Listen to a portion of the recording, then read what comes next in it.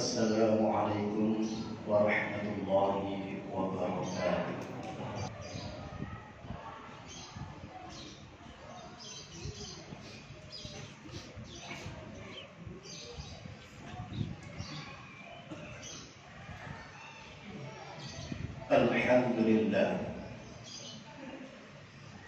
Alhamdulillahi wa kafa.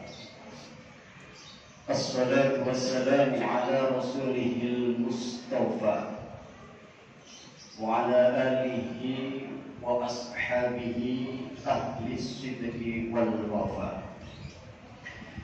Ashhadu an la ilaha illallah wahdahu la sharika lah wa ashhadu anna Muhammadan abduhu wa rasuluhu la nabiyya wa la rasula ba'da. Allahumma salli wa sallim wa barik wa an'im ala hadha nabiyyina al-karim sayyidina wa habibina wa safi'ina wa maulana Muhammadin wa ala alihi wa ashabihi wa man tabi'ahum bi ihsanin ila yaumiddin. Amma ba'du, fa ya ibadallah, أوصيكم ونفسي بتقوى الله فقد فاز المتقون. واعلموا أن الله تعالى قد قال في القرآن الكريم وهو أصدق القائلين: أعوذ بالله من الشيطان الرجيم بسم الله الرحمن الرحيم يا أيها الذين آمنوا اتقوا الله حق تقاته ولا تموتن إلا وأنتم مسلمون. وقال النبي صلى الله عليه وسلم: اتق الله حيثما كنت وأتبع السيئة الحسنة تمحوها وخالق الناس بخلق حسن. Sadaqallahul azim wa sadaqa rasulul karim wa nahnu ala dhalika minasy syahidin asy-syakirin walhamdulillahi rabbil alamin. Ma'asyiral muslimin wa zumratal mu'minin rahimakumullah. Marilah kita kembali panjatkan puja-puji serta syukur kehadirat Allah Subhanahu wa Ta'ala, Allah yang telah melembutkan hati kita, Allah yang telah meringankan langkah-langkah kaki kita sehingga bisa menghadiri di majlis yang mulia ini dalam rangka melaksanakan sebagian daripada kewajiban kita, yakni salat Jumat berjamaah.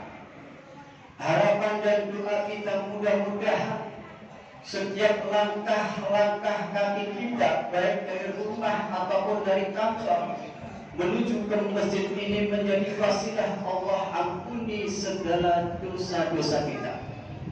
Dan berkumpulnya kita di sini Allah angkat derajat kehidupan di antara kita. Dan mudah-mudahan dengan hadirnya di majelis ini menambah keimanan dan ketakwaan kita kepada Allah Subhanahu wa Ta'ala. Amin ya rabbal alamin. Salawat teriring salam kita mintakan, kita mohonkan kepada Allah, mudah-mudahan senantiasa tercurah dan terlimpah kepada uswah dan qudwah kita Habibullah Sayyidina Muhammad sallallahu alaihi wasallam, dan kita sama-sama berikrar untuk senantiasa menjadi umat dan pengikutnya, dan mudah-mudahan bisa menghidupkan sunnah-sunnahnya baik di dalam kehidupan kita. Amin ya rabbal alamin. Melalui mimbar Jumat kali ini, khatib berwasiat, khususnya khatib pribadi dan umumnya para jamaah semuanya, mari kita senantiasa memelihara, menjaga, merawat serta meningkatkan kadar keimanan kita kepada Allah Subhanahu wa Ta'ala, serta meningkatkan kualitas dan kuantitas ketakwaan kita pada Allah Subhanahu wa Ta'ala. Karena tentu kita paham bahwasanya orang yang paling mulia di sisi Allah Subhanahu wa Ta'ala adalah orang yang bertakwa di dalam kehidupannya. Dan Allah Subhanahu wa Ta'ala sudah berjanji, bagi siapa yang bertakwa pada Allah Subhanahu wa Ta'ala, Allah akan berikan solusi, Allah akan berikan jalan yang terbaik dari segala persoalan permasalahan yang kita hadapi. Dan Allah juga akan memberikan rezeki dari jalan yang tidak kita sangka-sangka. Wa may yattaqillaha yaj'al lahu makhraja wa yarzuqhu min haitsu la yahtasib.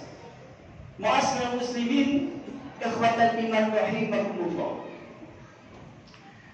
Ada sebuah pertanyaan yang cukup sederhana, akan tetapi terkadang kita sulit untuk menjawabnya, tergantung situasi, kondisi, dan seleranya. Siapakah orang yang paling bahagia di dunia ini? Sebagian di antara kita menjawab dan menyatakan bahwa orang yang paling bahagia itu ketika memiliki harta yang banyak, memiliki harta benda yang melimpah ruah. Akan tetapi kita cek di dalam sejarah telah menceritakan secara pasti dan gamblang bahwasanya betapa dulu ada anak manusia yang bernama Qarun yang hidup di zaman Nabi Musa alaihissalam, yang memiliki tumpukan harta yang melimpah. Bahkan Ibnu Taimiyah di dalam kitabnya Al-Bidayah wal Inayah menjelaskan, untuk membawa kunci harta, penyimpanan harta Qarun itu diperlukan 9 ekor unta yang gagah perkasa. Apakah kehidupan Qarun dimuliakan oleh Allah? Apakah kehidupan Qarun dibahagiakan oleh Allah? Tidak, saudaraku. Bahkan saking kayanya Qarun, dia tidak memerlukan siapapun dan tidak memerlukan ampunan dari Allah Subhanahu wa Ta'ala. Dan di akhir hayatnya Allah tenggelamkan di dalam dasar bumi beserta harta bendanya. Orang yang kaya raya belum tentu dibahagiakan oleh Allah Subhanahu wa Ta'ala. Sebagian yang lain menjawab dan menyatakan bahwasanya orang yang paling bahagia itu adalah ketika memiliki harkat dan martabat, harkat jabatan maupun kedudukan, dihormati, disegani, dimuliakan oleh setiap orang. Akan tetapi sejarah membuktikan, sejarah menceritakan secara pasti dan tidak ada keraguan di dalamnya bahwa betapa dulu ada hamba Allah yang bernama Fir'aun laknatullah alaih, yang memiliki kekuasaan yang luar biasa. Akan tetapi apakah hidupnya dimuliakan oleh Allah Subhanahu wa Ta'ala? Tidak, saudara, kedekatan iman rahimahullah. Di akhir hayatnya Fir'aun ditenggelamkan di dasar lautan beserta bala tentaranya. Senasib tidak sezaman.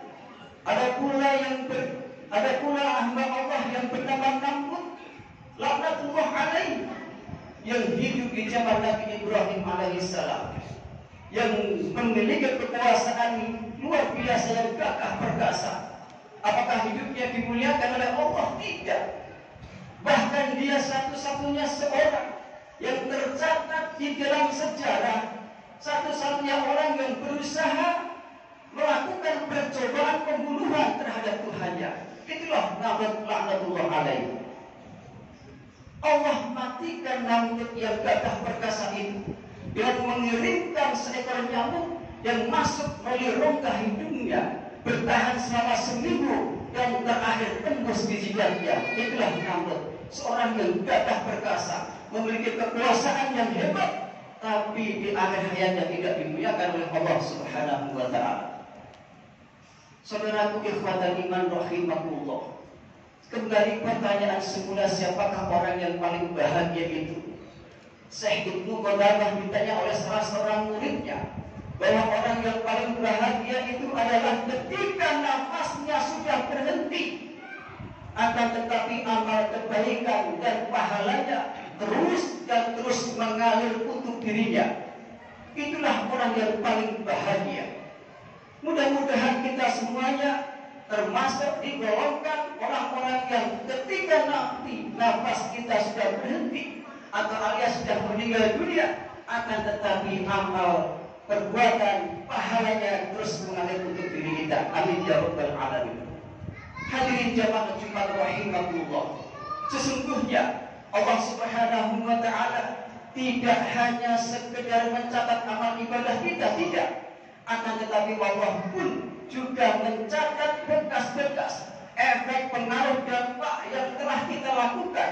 Dan inilah selaras dengan di dalam surah Yasin ayat 12, inna nahnu nuhyil mauta wa naktubu ma qaddamu wa asarahu wa kulla shay'in ahsaynahu fi imamin mubin. Sesungguhnya kami Allah yang telah menghidupkan orang yang mati dan mencatat amal perbuatan mereka dan bekas-bekas perbuatan yang telah mereka lakukan di dalam sebuah kitab yang nyata. Sesungguhnya ketika kita sudah berada di alam kubur, semua perbuatan kita semua itu akan tergadai dengan amal perbuatan kita sampai menunggu kepastian kapan hari kiamat itu tiba. Bagi orang-orang yang beramal soleh, bagi orang-orang yang taat beribadah, maka di dalam kuburnya akan ditemani oleh amal ibadah. Sungguh sebuah pensiun yang sungguh indah. Jamaah dan Jumat rahimahullah, sebagai penutup, Al-Hafiz Ibnu Hajar Al-Asqalani dalam kitab beliau Fathul Bari, beliau memberikan resep, beliau memberikan rumusan agar hidup kita lebih tenang, agar kita hidup bahagia. Ada beberapa hal yang perlu kita perhatikan.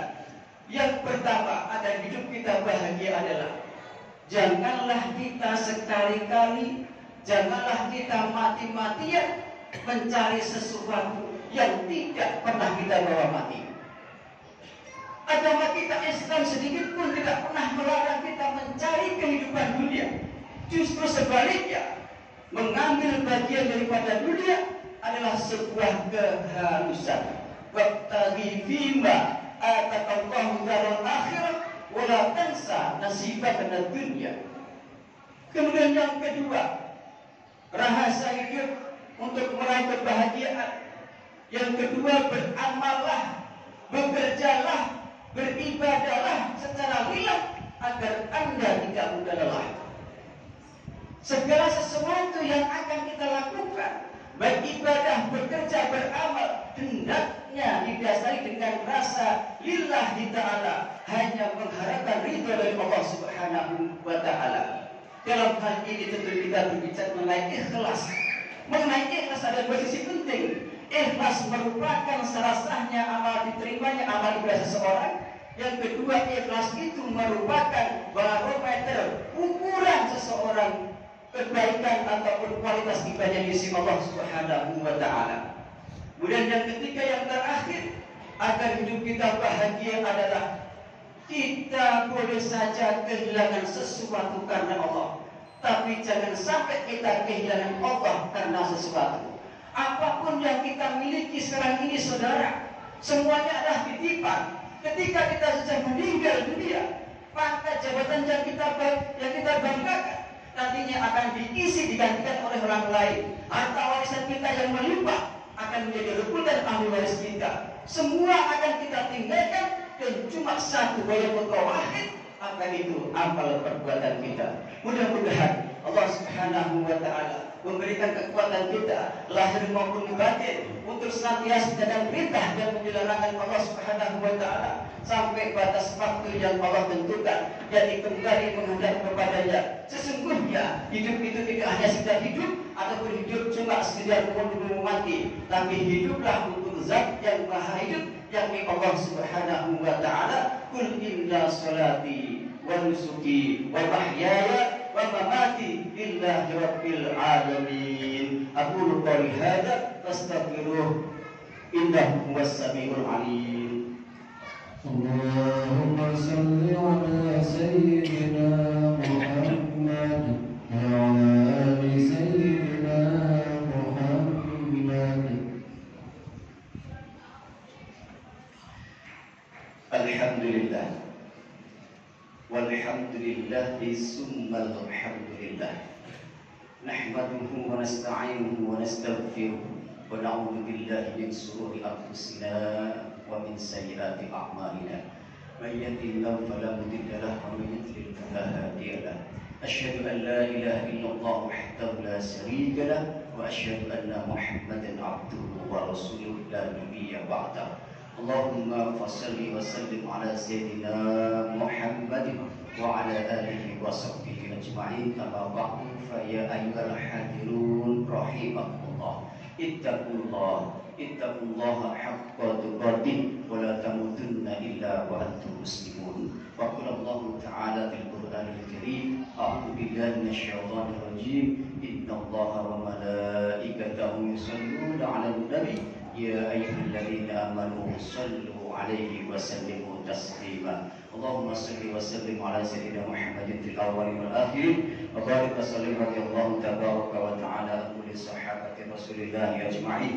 الحمد لله رب العالمين اللهم اغفر للمسلمين والمسلمات والمؤمنين والمؤمنات الأحياء منهم والأموات إنك سميع قريب مجيب الدعوات ويا قاضي الحاجات برحمتك يا أرحم الراحمين ربنا لا تزغ قلوبنا بعد إذ هديتنا وهب لنا من لدنك رحمة إنك أنت الوهاب اللهم أعز الإسلام والمسلمين وأذل الشرك والمشركين ودمر أعداء الدين ربنا ظلمنا أنفسنا وإن لم تغفر لنا وترحمنا لنكونن من الخاسرين ربنا آتنا في الدنيا حسنة وفي الآخرة حسنة وقنا عذاب النار سبحان ربك رب العزة عما يصفون وسلام على المرسلين والحمد لله رب العالمين ولذكر الله أكبر أكيد الصلاة